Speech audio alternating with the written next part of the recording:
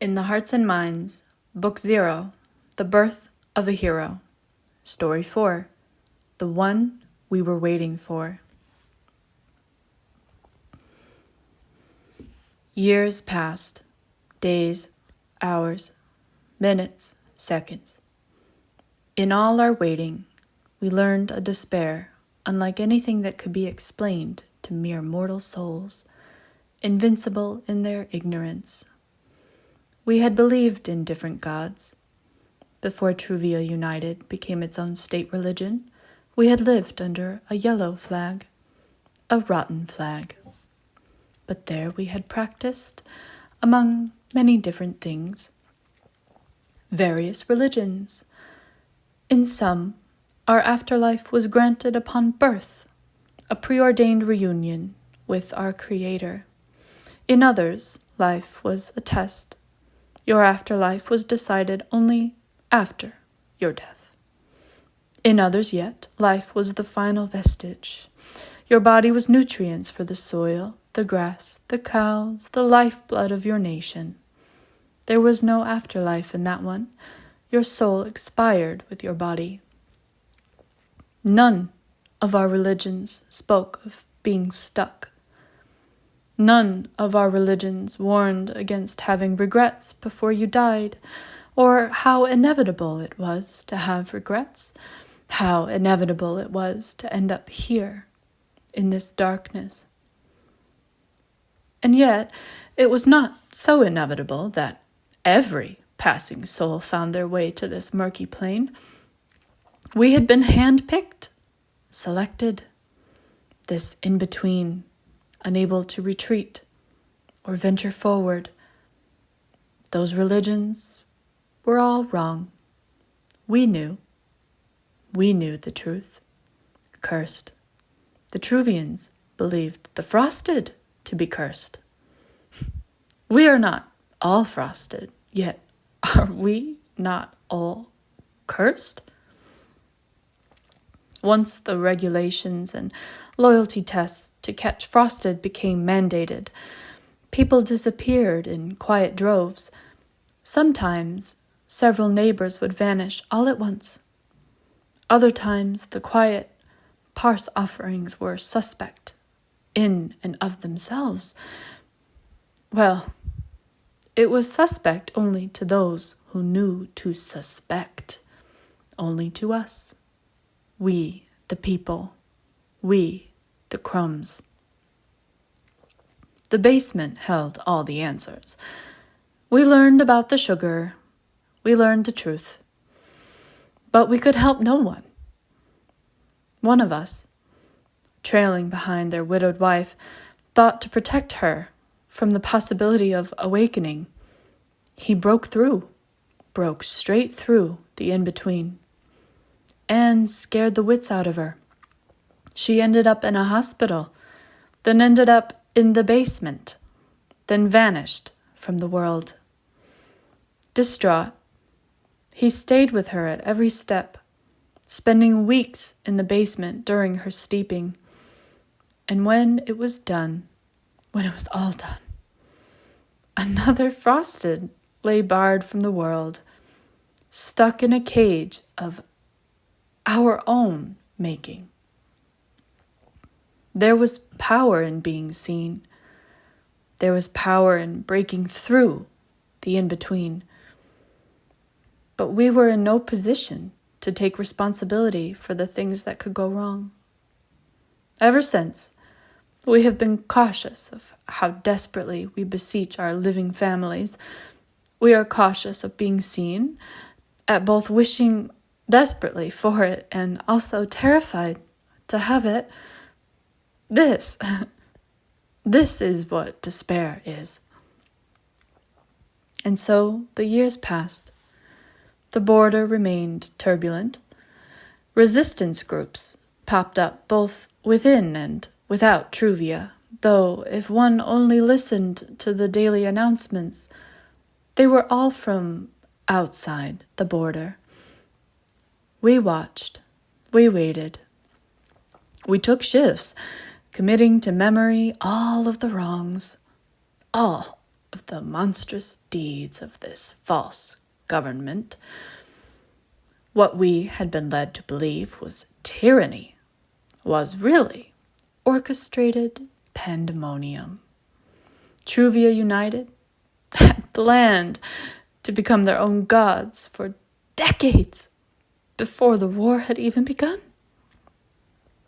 Weapons manufacturing, human experimentation, creating a false religion, alienating citizens from every other country, limiting trade with foreign nationals, crafting dishonest daily announcements, regulating biannual loyalty tests, smearing the good name of the Fromaggian kingdom with rot and decay.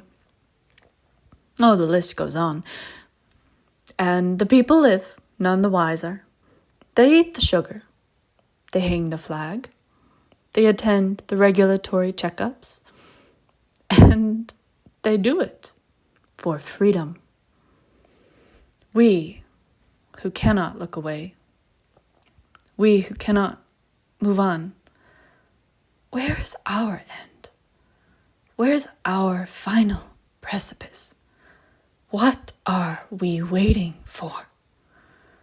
Were we really so sinful in life that this is our divine reckoning? To wait and watch and wait and watch and wait and watch.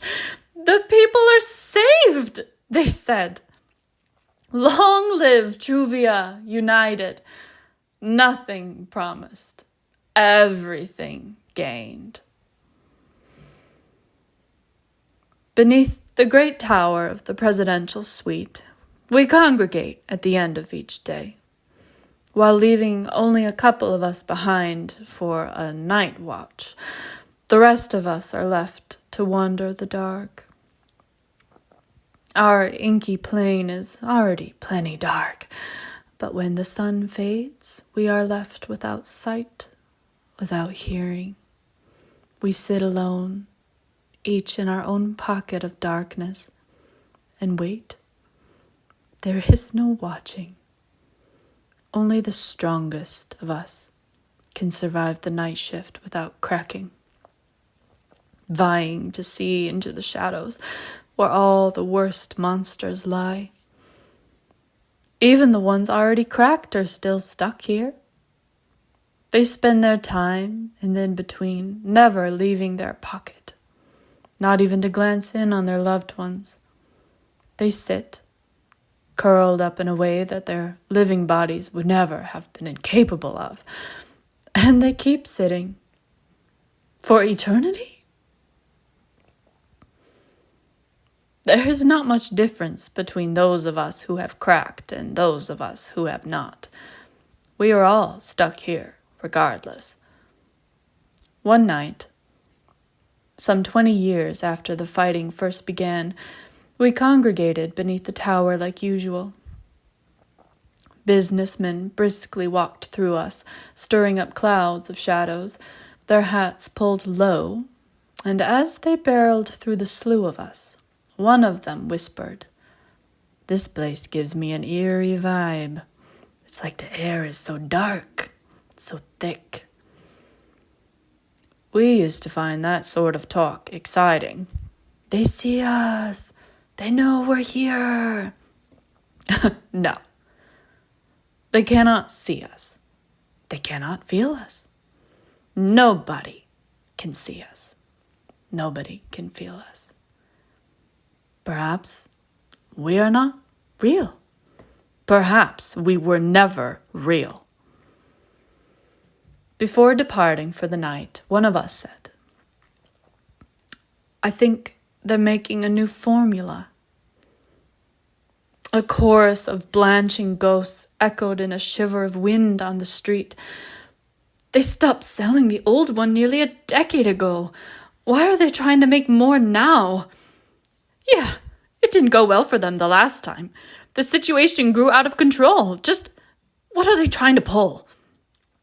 The one who had spoken first, looked grim. "Most of the frosted are dead. They need new ones." A pause.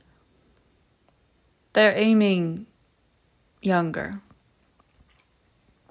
Ripples of horror threatened to tear down the setting sun and cast this world into as impenetrable of darkness as the one we faced each night.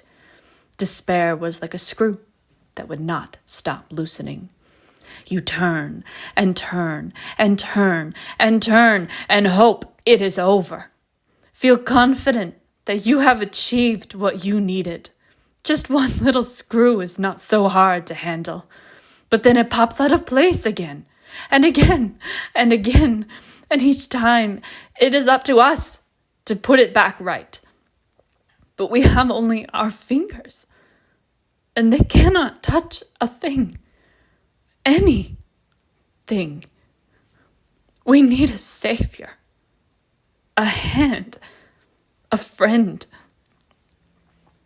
"Hey, look at that," one of us whispered.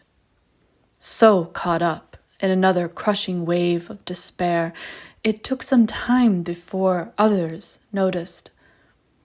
The effects were minimal, rippling out from one of the edges of our congregation. A lady, a young lady, took careful steps around our edges.